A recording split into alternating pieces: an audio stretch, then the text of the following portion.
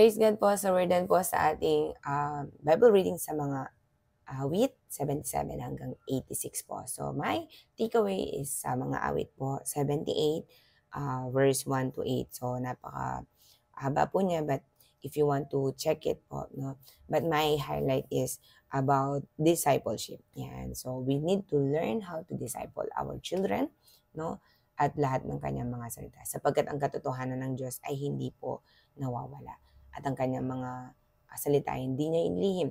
So kailangan po natin itong ibahagi sa ating mga anak at sa mga tao po na pwede po nating impluwensyahan. Kaya nga po sabi ni Lord, be the salt and the light of this world. So kailangan po talaga, we need to share, no, what we've learned, what we've understand, na lahat ng mga na-understood po natin o na-understand po natin sa kanyang mga salita. The word discipleship in our generation today is a must. Kailangan po natin talagang mag-disciple. That's why if we are in the Lord, we need to teach intentionally our children or the people around us, yung mga nasa under our influence, no? At mga pinagkatiwala in our God-given assignment to teach them, no, about the Word of God, about what really life is.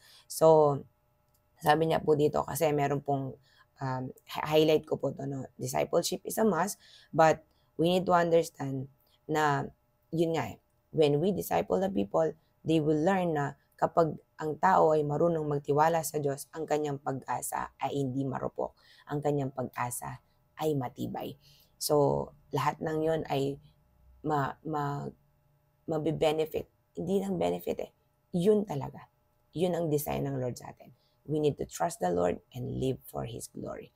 So, thank you po sa ating lahat, and I continue to encourage everyone to have your own and personal devotional life or Bible reading, and then you can also write your devotional in your devotion notebook. So that's our takeaway for today. God bless you and have a great day. Have a blessed day. God bless.